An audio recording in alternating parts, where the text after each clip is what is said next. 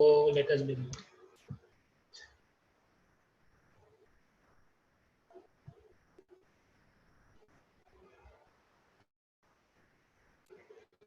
So what is nanotechnology? So first, to know what is nanotechnology, we should be able to define what it means to be a nano. So the term nano comes from nanometer. So nanometer is 1 into 10 to the power 9 minus 9 meter. So if you go to the right hand side for the nanoscale, you can see the different molecules, a water molecule, an antibody, a bacteria, a human hair, and a tennis ball. Size given in terms of nanometers. So if we take 1 nanometer as a diameter of a marble, playing marble, then the meter is the size diameter of the earth. So this is, you can imagine the size, the tiny size of a nanometer actually. Now, so by definition, nanotechnology is the science of controlling atoms and molecules. Now we have nanomaterials in nature like sand, clay, soot, etc. So these are already present in a nature. So these things we have recently discovered in that the sand which we see, the clay and the soot, where you get from burning the candle and all have nanoparticles and nanomaterials, carbon nanoparticles and other things. So scientists have characterized, and with the help of SCM, TEM and all those instruments, they have characterized that the particles which are present are actually of the nanometer range. So, in today's terminology, nanomaterial actually represent what we call as engineered nanomaterials. So, engineered nanomaterials are materials that we can characterize and synthesize in the lab to make it and modify it in the nanoscale. So, this is basically manipulation of atoms and molecules in the nanoscale to make products uh, which would be useful for the benefit of the means who is doing the synthesis. So engineered nanomaterials are in the form of nanoparticles, nanorods, nanoseeds, etc. So what are these? I'll come in the next few slides. So now in nanotechnology, these engineered nanomaterials are mainly formed by two approaches. These approaches are known as top-down approach and bottom-up approach. So in top-down approach, what we do, we take any bulk material, just like your normal means material is. Suppose if we see here like a block of ice or cement or like this, and we etch away the surface. So we break down the bulk step by step into smaller units. So the bulk is first, if it is the micro scale, and from micro scale by irradiating with electrons and ions and all, and by chemical etching, so dissolving away the part of the powder and all, we go into the small size in a nanoparticle level. This is a top-down approach. So this is used in lithography. So lithography is basically for making your microfluidic devices, semiconductor industries and all. So you, the circuit boards and all, you see the different patterns for the circuits and all. So this is done for lithography. So that is the top-down approach. Bottoms up approach is the chemical synthesis approach. So that is where you mix two components, two chemicals. So you mix two or three chemicals, and by the chemical reaction, they form a different substance which is in the nanoparticle level. So here we basically, what is happening, the atoms and molecules of the chemical agents, the precursor agent, what you are using for the synthesis, they react with each other to form clusters and nanoparticles for the synthesized material. So this is a bottom-up approach. So bottom-up approach is means better suitable than the top-down approach because it can be controlled to a much larger extent, and so and we can fine-tune the properties to a greater degree. Now, so this is a nanotechnology timeline. So the nanotechnology is the Actually, the term nanotechnology was invented very recently in around 1974. But what we found know about nanotechnology was given by Einstein himself in 1905 when he was working on this paper of relativity. So he gave some calculations and formulas to describe the size of a sugar molecule. So he did not coin the term nanotechnology, but what is the calculation he did? It was estimated that the size of the sugar molecule came to be around 1 nanometer. Then the next, actually the idea of nanotechnology was given in 1959 by the famous American physicist Richard Feynman in a physics lecture in Caltech University. So he gave the idea that people can, in the future, people can control atoms and molecules to make machines. So it called these things molecular machines.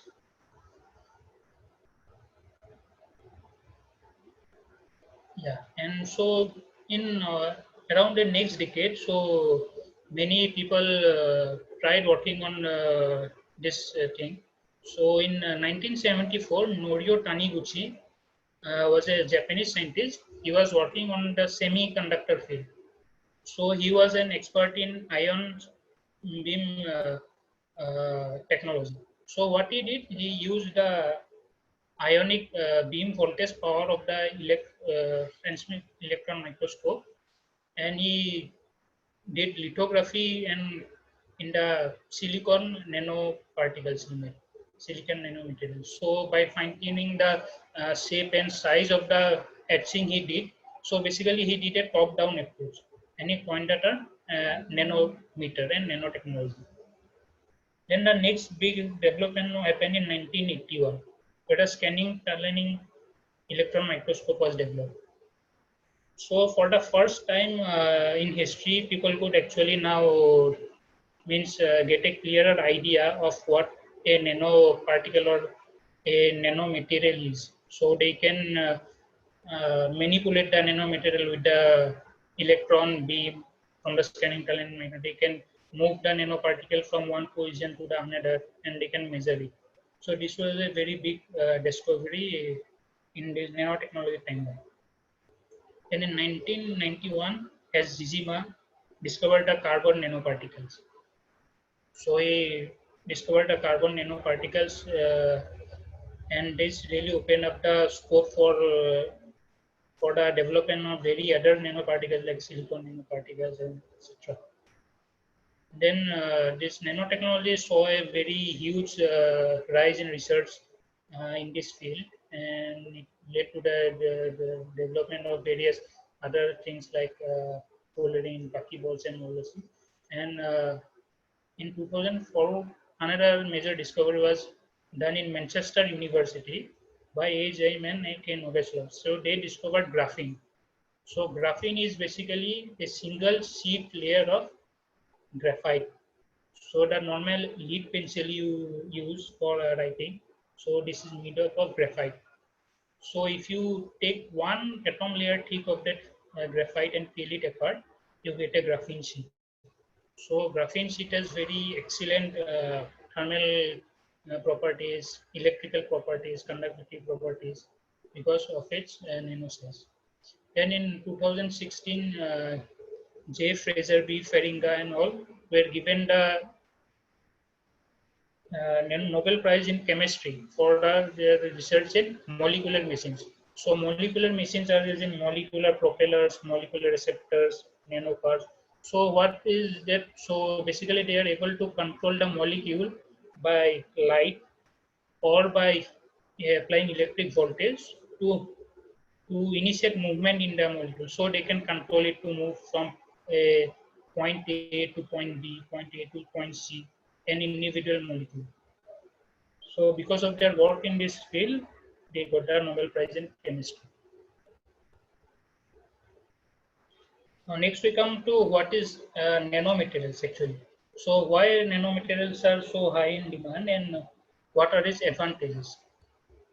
So nanomaterials have so many unique properties because of two main reasons. So one is high surface to volume ratio, and second is the quantum effect. Now, if we come to the high surface to volume ratio, if you look at the first picture here, there are three blocks, blue colored cubes. So if you see in the first cube, so each side of the cube is 1 centimeter in size.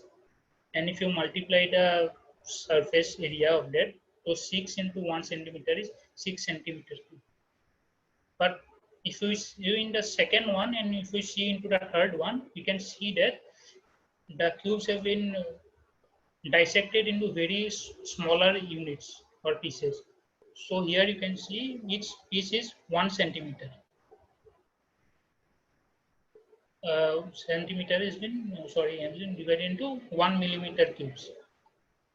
And in the other one, it is 0.1 nanometer cube. 0.1 millimeter cube, so 1 nanometer cube. So if you see here, the volume remains the same. As you see, the size of the cube, overall cube remains the same, but the total number of particles have changed. So that means that total surface area has increased. So if we calculate, here we had 6 centimeters square total surface area. Here we are having 60 centimeters square total surface area. And here we are having 60 million surface area square. So what does mean is that our surface area is increasing.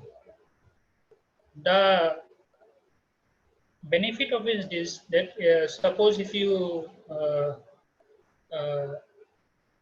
are doing a chemical reaction or you are interacting two particles or two uh, surfaces. So generally the reactivity or the mechanism of reaction or bonding, etc. happens at the surfaces. And in a normal bulk material, whatever the reactivity and mechanism happening is at the surface, while the rest of the other molecules and other atoms and other particles are in the interior, in the bulk.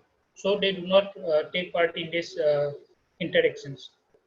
But if you go into the nanoscale, same thing, nanoparticles. So if you see here, all the blocks have been converted into small blocks having their own surface. So if it interacts with any other surface, so all the surface will be taking part in the interaction. So even the particles which are in the bulk in the interior, they are also having reactive surfaces. So they take part in the reaction. So because of this, their catalytic properties increases, rate of reaction increases, reaction kinetics increases. All these things happen. And the next thing is quantum effect. So now in quantum effect, so if you quantum effect comes from the basis of quantum mechanics.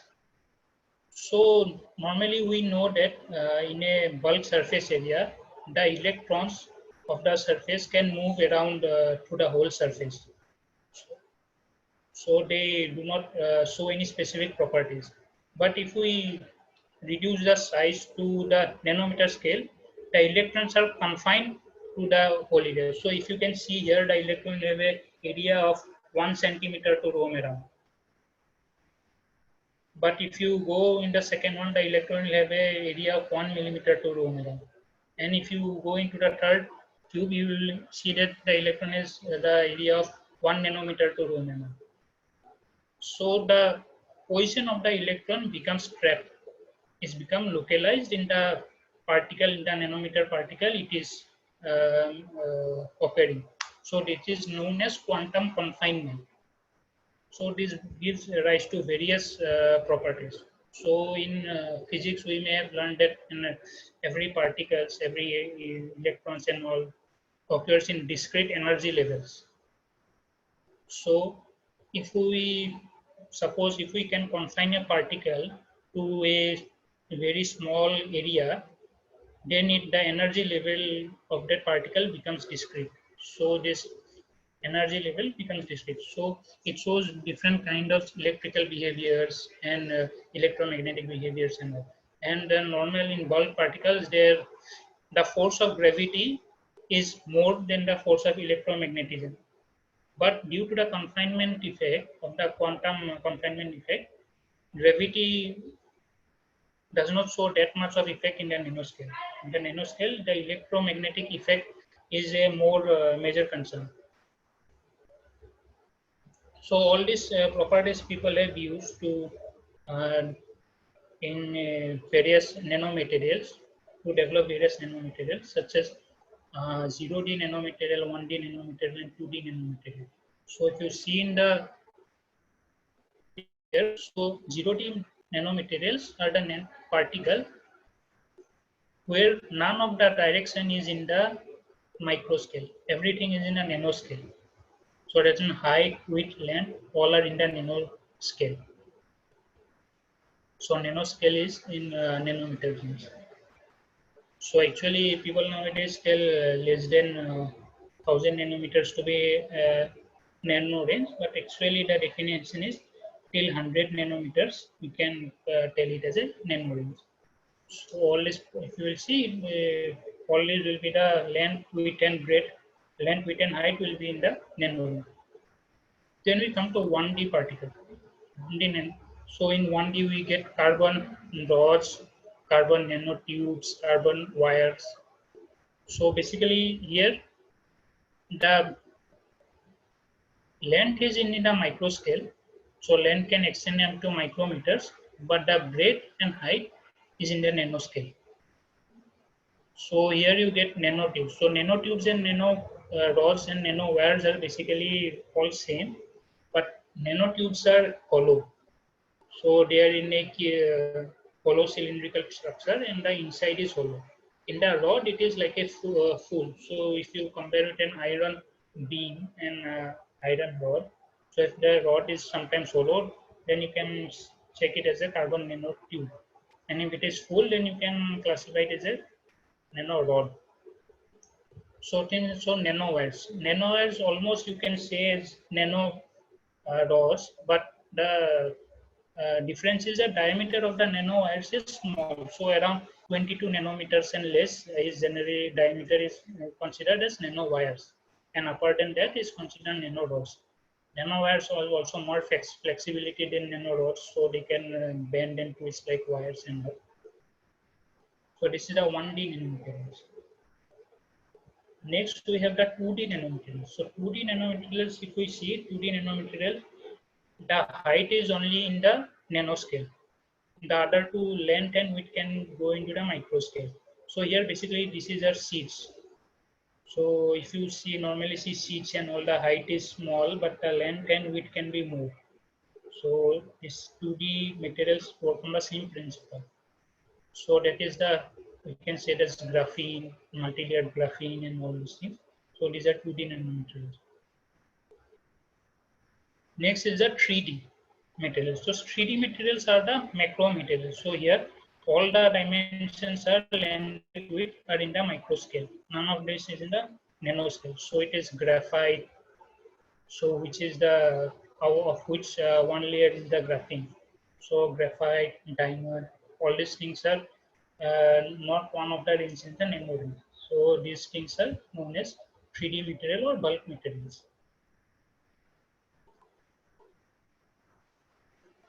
So as I was telling earlier, so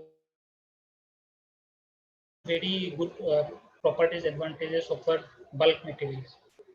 So they have very good catalytic activity. So they have, so increase catalytic reaction, rate of reaction increases.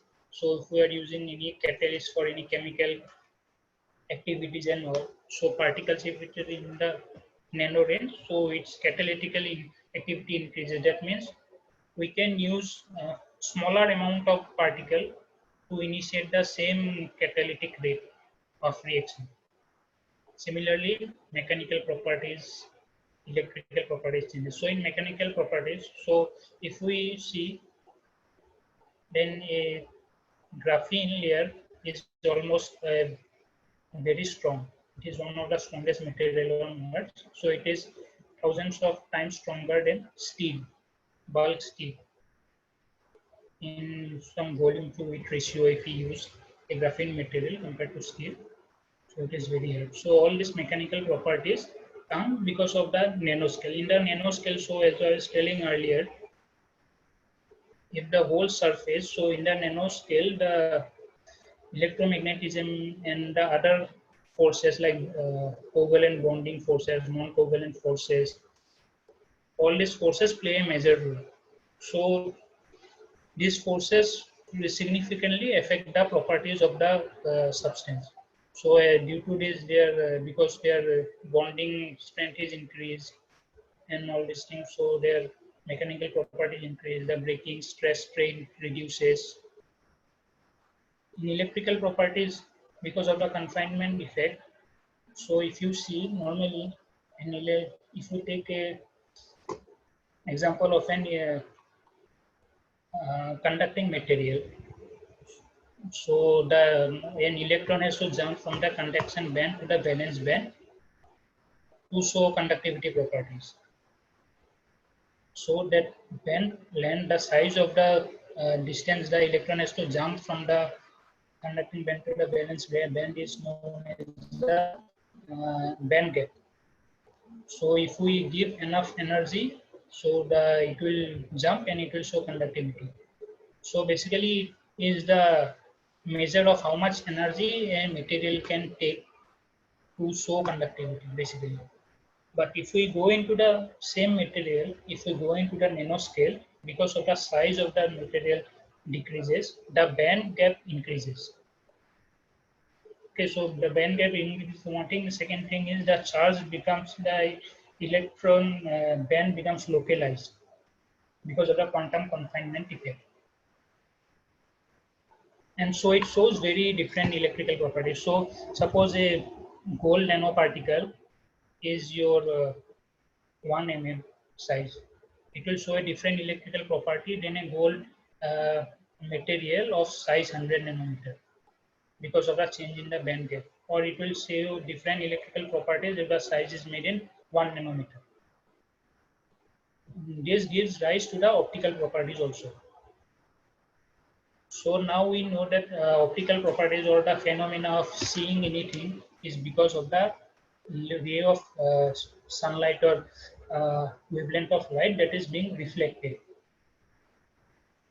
Okay, so in the bulk scale, so the amount of energy it takes to jump from one of the conducting bands to valence band is different. So the amount of energy it takes to jump corresponds to the wavelength of the light it is absorbing. So we know that different wavelength of light give rise to different colors. So by changing the amount of wavelength of light absorbed by the particle, the optical properties changes, the color giving properties changes.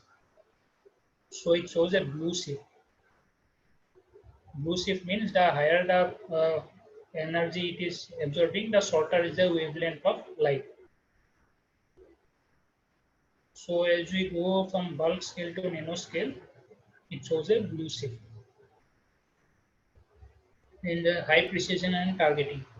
So high precision targeting is you can use nanomaterials and nanoparticles to do very high targeting, like in drug delivery and all. So you can use in basically these are enzymes and all. They react and bind to specific targets. So you can use them as the target machine for delivery of drugs to different locations. So, and as I have already told, nano machines and also these are molecular machines. With the application of electronic voltage and temperature, we can change the direction and control the properties of the material. So this is related to high precision and targeting. Now we are coming to applications of nanotechnology in textiles. So application of nanotech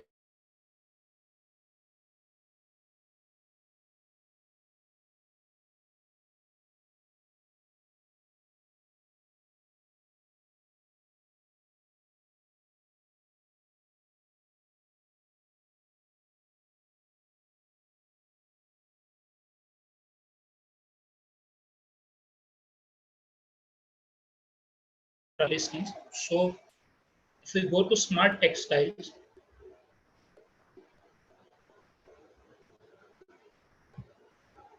Smart textile is basically the use of conductive fibers like gold fibers, silver fibers, and it is sewn into the fabric to make electronic circuit into the fabric.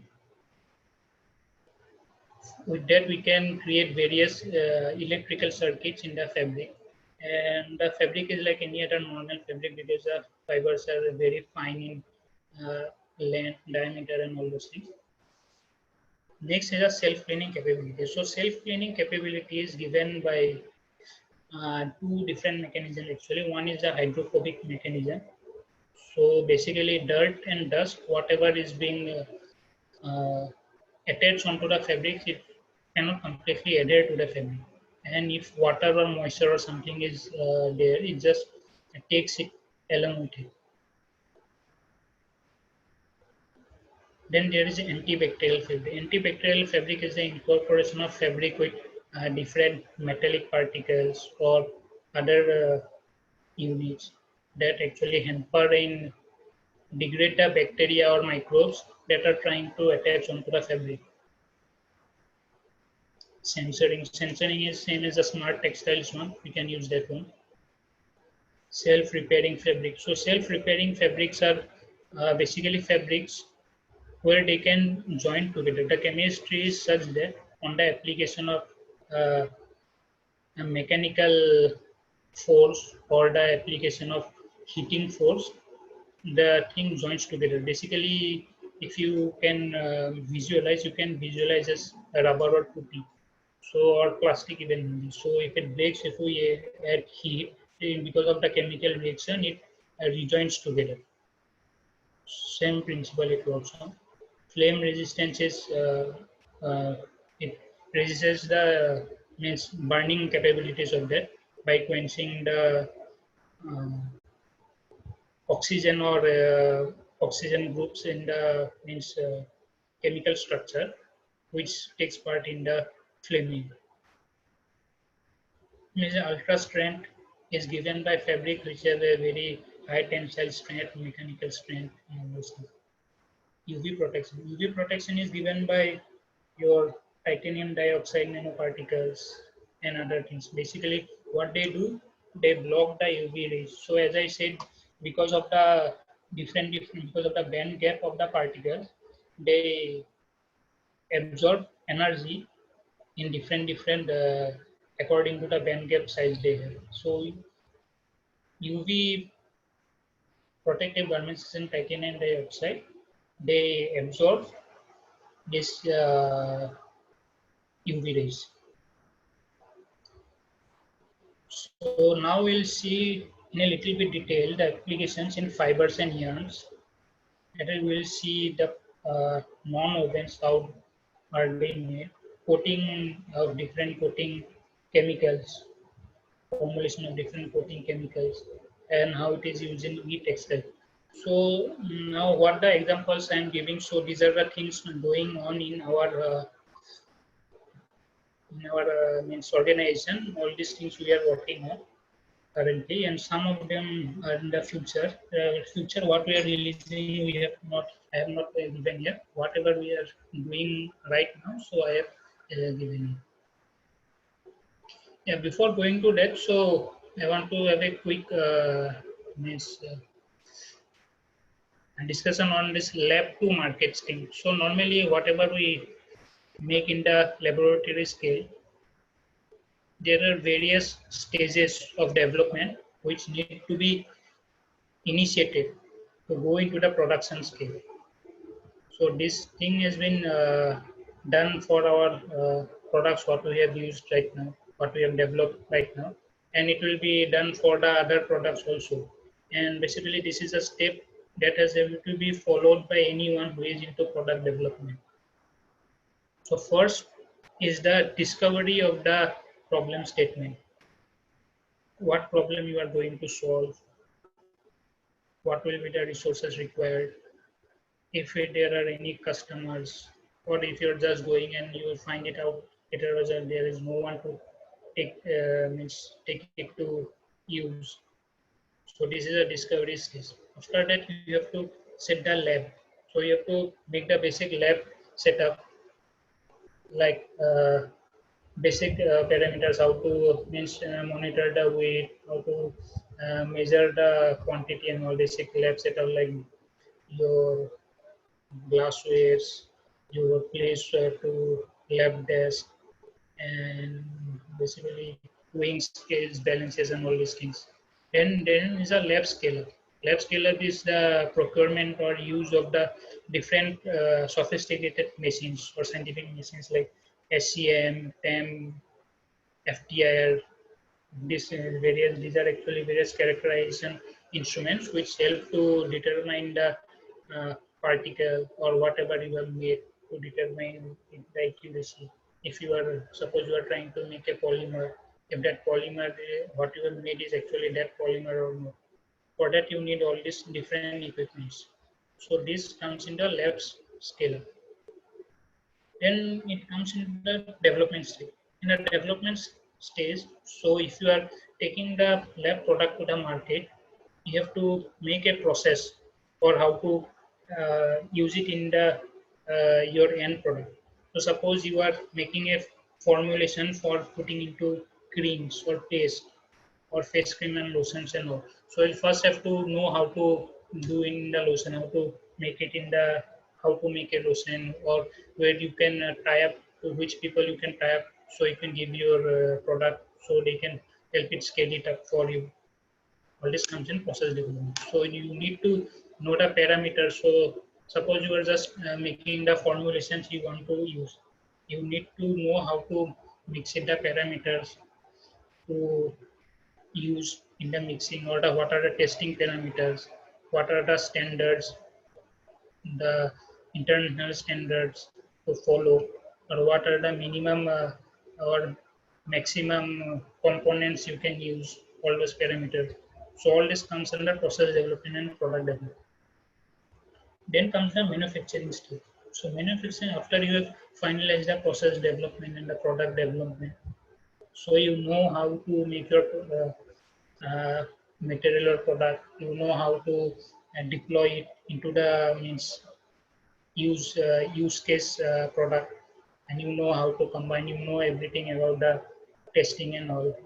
Then it comes in the manufacturing scale, how you take it out into the production at cheap cost, and how you scale it up, because you don't want it to be a one shot thing, you want it to be continuous, which brings in business or revenue. Otherwise, it is just in the lab scale only, or it will be called as a POC, that is proof of concept. Unless you are putting it into manufacturing, it is not going to a market stage. So here I am giving a brief overview about the textile processing. So our whatever chemicals normally we are using, whatever product we have made for our functional finishes, so that is being applied on the wet processing stage. Before the wet processing stage, there are various steps to go through, from the procurement of the raw cotton, its cleaning and preparation for fiber, then making into yarns, and taking it for weaving or knitting to make the basic fabric. Then the basic fabric is normally uh, without any color. It is known as grease fabric, or then for commercial use, to be able to be used by people. Then it is given softness, hand feel, better flexibility, color, dyeing, or printing. So all is known as finishing. All this comes under wet processing stage. So we apply our technology in the wet processing stage. So after that, when the goods are processed finished, then it goes for the fabrication stage. Here you get the garment. So the fabric has come into uh, the production place, fabrication place. There will be cut, there will be sewing, will be the QC will be happening of the product, then packaging will be there, and then there will be a dispatch to the customer. So this comes in the fabrication stage. So here is the wet processing technique we normally use for our chemicals. So we have two major processes. One is pet dry cure process, and one is a dipping process. So the first two photo you can see, it is for the pet dry cure process. This first is a mechanism of the process and second is the actual machine. So this is known as a stentor. From the end side where it is written guide roller, from there the fabric comes. So what happens? The fabric is first dipped into the bath solution. Bath solution is the chemical solution what you have made. Then it is going for the squeezing or twisting to take out the excess chemicals. Then it is going for drying and curing. So here you can see this cubic boxes where it is written burner, blower and all. So these are actually drying chambers. So fabric goes through there and it is dried and cured. Curing is basically the chemical adhesion of the whatever coating you have applied to the fabric. So this is a chemical bonding step. So that when you wash the garment, when the fabric is made into a garment and you use it and you wash it, if the chemical coating does not go off, for that curing is required. So pad dry cure process is a popular process because it is a single step process and it can, because of the heating, so it can also control the fabric GSM. GSM means gram square meter of the fabric. That is the thickness of the fabric. So it can be controlled in this process. And this is done in the fabric stage. You cannot do it in the garment stage. Next process is the garment stage. Suppose you want to apply the coating process in a garment. You cannot take it to the center machine. So for this, these are machine known as this horizontal washing machine. In here you put the garment and it just rolls for just like your normal washing machine. It occurs. So after that you have to again take it for drying, and there is one chamber known as curing. Basically just hot air oven. You just put it there to dry, and for some 15-20 minutes at high temperature around 180 degrees, and it gets cured.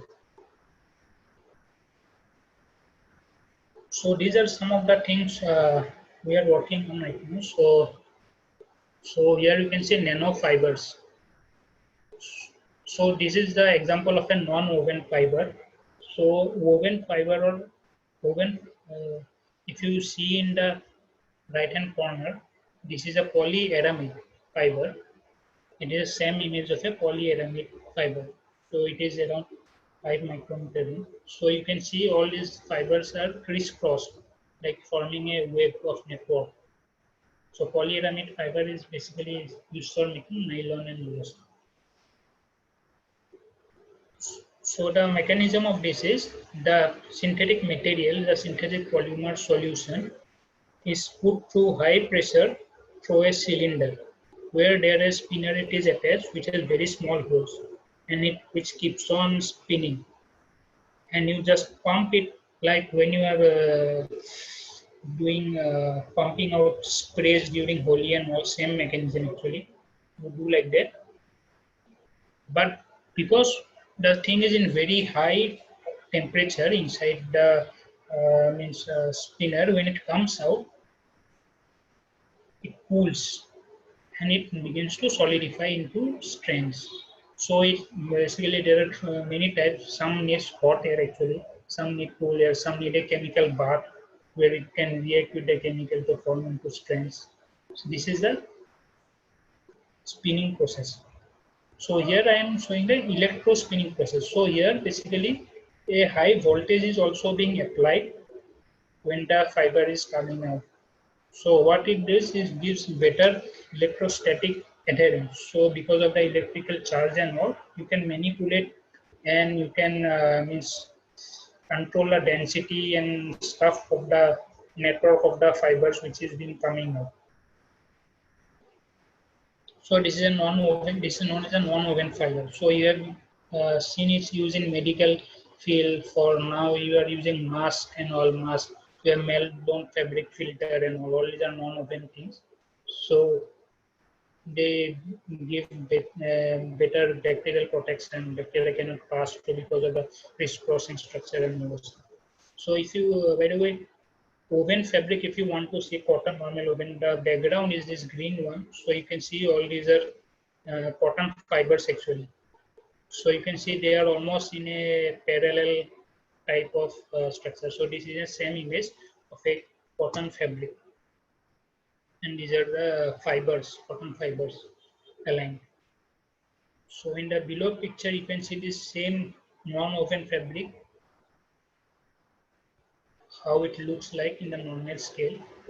And in the interior, you can see a picture of for nano composite fibers. So nano composite fibers is when you are making non-woven, if you add nanoparticles, like here in this example, we are using graphene particles. So if we mix it in the polymer solution during the fiber forming stage, we get nanocomposite fibers showing very superior results or different properties than your normal fiber. So if you see here in the first image, this is a normal polyaramid fiber, and in the second B, you can see 3% of graphene has been used in the mixture, and in the C, you can see 5% of graphene has been used. So you can see the particles on the fiber. The first one is plain, and the other two particles are there. So this is a nano coating water repellent finish we are doing. So it repels water-based stains depending on the contact angle. Basically, when water molecule sits on the surface of the fabric, it forms a contact angle with the surface. So if the contact angle is above 90 degrees, it forms hydrophobic. So water is repelled. If it is less than 90 degrees, then water seeps in. And so you can see a nanostructure, microstructure, and hierarchical structures. So you can see in a case of a flat fiber, the water will seep in. Because of this small structures, the water contact angle increases and the water is has more hydrophobicity. So if you combine both the micro and nano structure, the hydrophobicity is better. Then is the antimicrobial finish. In antimicrobial finish, basically what happens when the bacteria or microbes comes into the surface of the fabric. So the antimicrobial units, like in this example, there are silver iron particles. So these are positively charged. So what this does, it goes into the membrane and penetrates the membrane, makes kind of holes and goes inside and kills the uh, DNA, RNA of the microorganism. Same next is the surfactant. So surfactants are long chain molecules, and also what you are now using in your uh, sanitizers or your detergents and all. Basically, they go into the membrane of the covering of the microbe. So basically, it is like a membrane. So the what is the surfactant? Surfactant has the same structure as like the membrane. So it goes into the membrane and it just breaks down the structure by interacting. So both these things are combined in a normal antimicrobial finish, and it is being added to the product. Next is the cooling and wicking finish. So cooling and wicking helps to keep the body 2-3 degrees cooler. It's made up of polyol. Polyol means a long chain alcohols, basically. Okay. Long chain alcohols and all. So what it does, if you see this is untreated fabric. So these images are taken by an infrared camera, which measures the heat in the infrared range. So here you can see, so the fabric, this is untreated fabric and this is second one is treated fabric. So water drop has been applied on the fabric. So first you can see the temperature is around 31 degrees, and here it is reduced by around 1.5 to 6 degrees. So the temperature is, this is because due to two mechanisms. One is the faster evaporation and wicking property. Wicking, that means the faster spreading of the water and drying up. And second is a novel finish, so which reacts and takes away the heat, actually absorbs the heat and gives a cooling sensation. And then this is a energy recovery finish. So this is one of our patented water repellent antimicrobial combination technology. So it helps retain energy of the body, and it is made up of metal oxide and clay. So it it reflects whatever energy is lost by the body, it reflects back in the body. And whatever energy is not used up by the body, it stores it, and according to the need of the body, it gives it back to the body from time to time. And it does not affect the breathability of the fabric. And this is one e-textiles wearable IoT we have made. So this is a medical grade product. It measures the heart rate and pulse rate, and it also measures the breathing and oxygen level of the person, and it also has a temperature sensor to control the temperature. So this we can use to detect COVID also, to if we make a person wear it, and by looking at the breathing rate, oxygen level and temperature, it can means pinpoint if the person is in a dangerous state for being COVID positive also. So this has geofencing feature, and that means GPS and trackability. Smartphone and cloud integration is there. So this is the test. So safety standards and testing. So now nanotechnology in textiles and all these things. So there are various safety standards and testing to be followed. So process standard, that is no toxicological material is being released, or the processes are in conformity with the international standards and all. For that, there are different certification auditing bodies which are known as, one of two them are blue sign and one is TORCH. It gives the process certification and the toxicological materials in the products, if it is toxicologically harmful or if it is friendly to the ecology and all this are done through REACH and Oikotex testing. Then some product parameters such as strength, your water repellency performance, shrinkage performance, and all those things are measured by three testing parameters, which are governed by the bodies AATCC, ISO, and ASTM. So these are three different testing bodies. So AATCC is American Association of Technical Textile Colorists, and ISO is international standard, and ASTM is American standards. Now this is a market trend for nanotechnology and smart textile in general. So in the right left hand side, you can see according to different areas for use of nanotechnology in country or region wise. It is given in US billions. So it is a very huge market. And in the side, you can see the market size for smart textile. So smart textile is the whatever use of nanotechnology in textiles. For, and you can see it. So this is given in millions. So 3,500 million it will go by 2024. So this was on about the nanotechnology part. So I am giving a quick introduction on the what terms is, how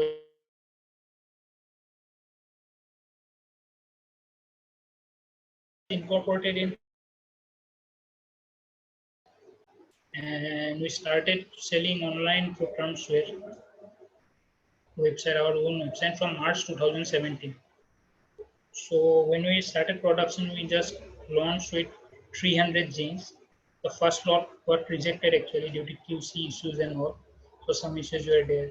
And at March we sold around 55 jeans in total, the whole month. So this is the founding team. And so in the middle, in the fourth from left is Girish Mathumodan, the CEO of Freshworks. So he was one of our earliest investor. So early challenges what we faced was basically to earn funds, setting up office space because we did not have any space in Wall Street, tying up with industrial partners because we were a small scale player, marketing and sales, customer support, logistics. So you can see here we have around 100 angel investors, and none of the team except Rameshwar, who is one of our co-founder and he's our CEO, has met all the investors. So this personal packing logistic customer support. Initially, we packaging, then logistics, customer support we did on our own. So we had to. So what problems we faced that people will place an order and will do the delivery and they will return the product. They will be like, we just placed an order just for checking and fun and all those things. For that, we set up our process for customer support verification, which we do even today. So we, after placing an order, we call them to confirm. We even give them a code for confirmation, like an OTP, and so 3 layers customer support will be. And the genes were named, so we launched 4 genes basically, and which were named according theme. So one dark blue was navigator, light blue was discoverer, and black one was given the name as stargazer. That means to suit the personality of someone who will be wearing them. So personal challenges I faced was initially the setting up the application process in different manufacturing units, and first one suitable units who can support us in the application processing, then chemical supply chain to set up for the thing, and so for that, so so I had to travel to 2 3 days. I means continuously do travel and stay 2 3 weeks in especially locations like Tirupur in Tamil Nadu. So I don't know the language, but I have to stay there for 2 3 weeks, and I have to just do the process and go from one location to other. So there are no Ola Uber, so I have to go by bus, by using sign language and all those things, and make the process developers understand using again sign language and all those things. And then after that, so because we are smaller players, so they will give us a time that we will do your production in the morning, but they will continue to night to sit from the morning to night for taking out the products and QC and all this. And as we did not have an R&D lab in that time, so in the factory only we have to do. So going to the factory, sitting there, taking their help, taking the help from the workers, and using their facilities when they're free. So these are the challenges. The current focus is now to survive the post-COVID economy actually. So as you know that economy is very bad. Our business has been taken quite a hit. So for that we have pivoted to the medical supplies vertical.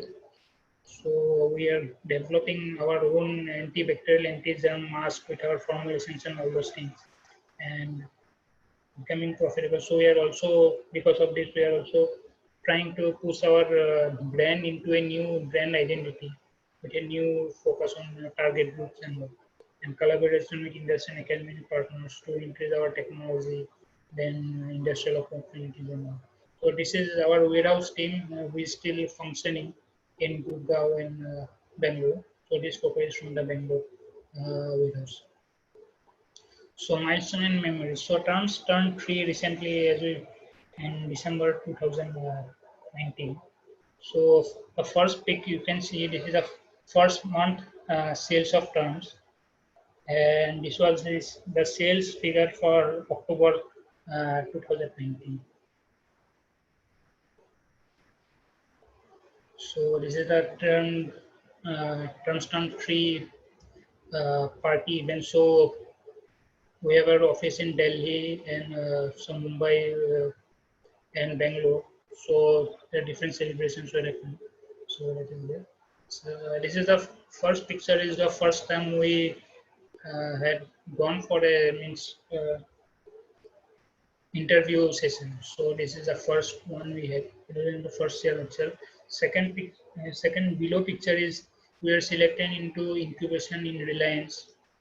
They're one of very few startups to have been selected for the team. So we're one of them. Third picture is the first laptop distribution to the team from our side. Fourth picture is the first we did a promo in one of the colleges. Then this is a team. So team in a celebration and during Holi time and Diwali time. So this is the giving of gifts and packages to different organizations. This is one motor racing unit, so where we had partnered with. for distributing terms apparels. Yeah, so this is the thing. So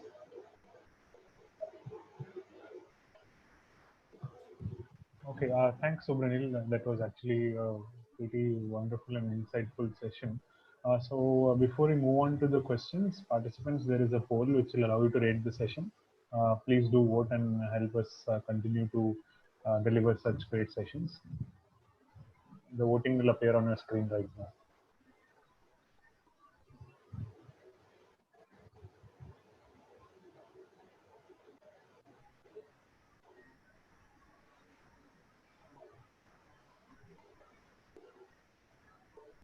Yeah, so Subranil, we have a few questions. Can we go ahead with them? yeah, sure. Okay, so one of the participants is asking, why is there no 3D nanomaterial? Why is there Why is there no 3D nanomaterial? no 3D nanomaterial? No, so actually, what is there? 3D nanomaterial. So there are different nano materials such as fullerene or buckyball. So basically, they are cubic structures. So we can make in 3D structures. So that is what I showed is the classification of materials. So what we normally use to classify nanomaterial. So 3D is basically known as a bulk material, a normal thing which we can see with our naked eye, that which exists in nature in 3D. So we classify it as 3D. So 3D, so every material is actually, when you take it out into production, this graphene nanoparticles also. So nanoparticles is actually 0D, so it is in 0 dimension. Every dimension is in the nanoscale. But you can buy nanoparticles. You can means make and synthesize nanoparticles. So particle is in the nano size, but when it is too much is there, you can combine and make it into 3D objects of this nanomaterial. Okay. So the next question is how can you elaborate more about nanotechnology and how it helps in apparel? I think you have done it through the presentation. Next is how does this technology help in preventing COVID-19? Yeah, so to prevent COVID-19, actually, there are many things we can do. So nanotechnology can help. So first is your, as I have showed in the first one is in the textile. So by making formulations which you can use in the textile, that you can apply on the surface, which kills the germs, bacteria, etc. And second is you can use this kind of materials, metal oxides and all, when you are making the fibers itself. That also you can do. So the fabric inherently becomes your antibacterial and antimicrobial and all. So similar technology is being used nowadays. Many people are launching masks which are saying they have inherent antibacterial, antiviral properties. So they are using the help of nanotechnology, nano formulation, nano coatings, or nanoparticles while making the fibers to make this mask more and viral, antiviral, and antibacterial properties. Okay.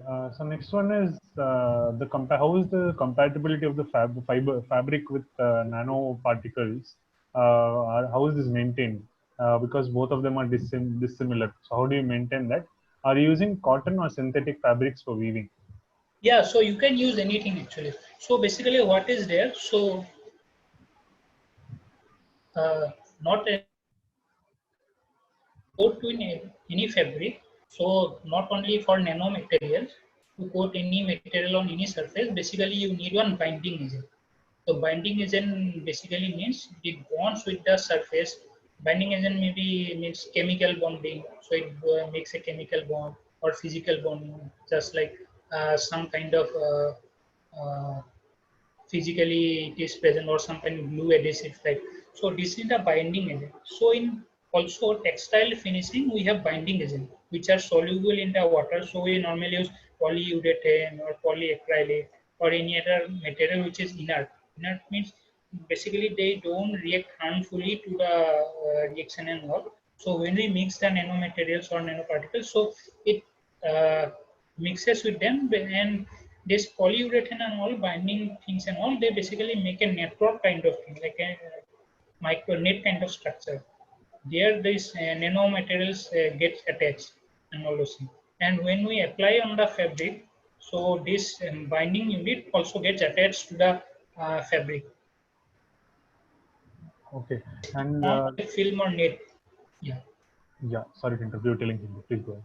Yeah. So that is basically it forms a net or film having the nanomaterials means captured and on place. So because of that only, after every washing or when this film is being scrubbed by mechanical force or water and all, this nanoparticles or nanomaterial goes on reducing. So because of that, the efficiency reduces from time to time.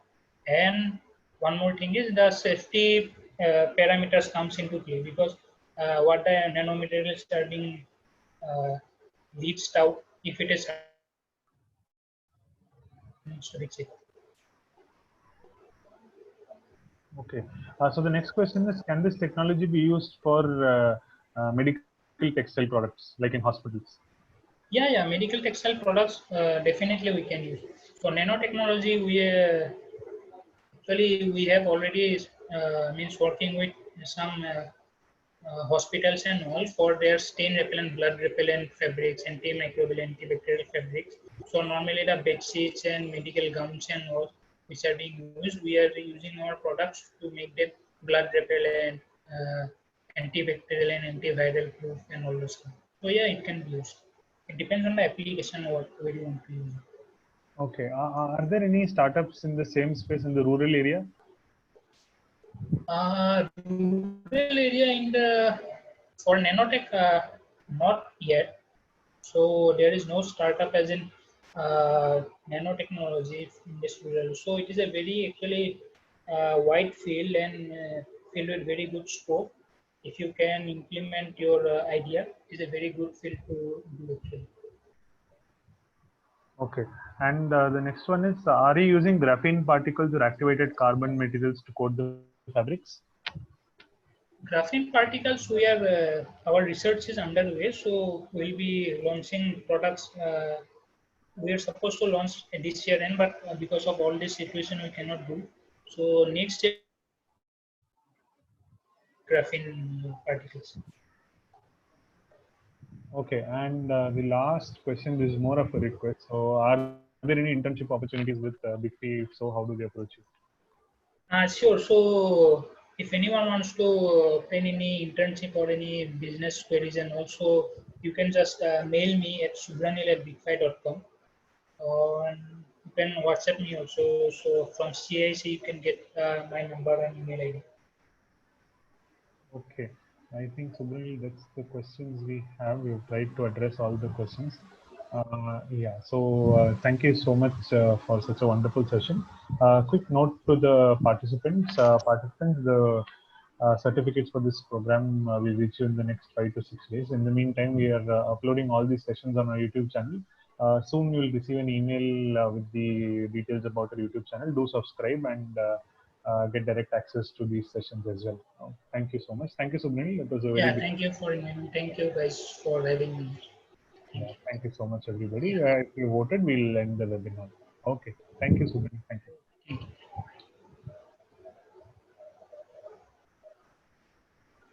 you. Thanks to the participants. I'm ending the webinar.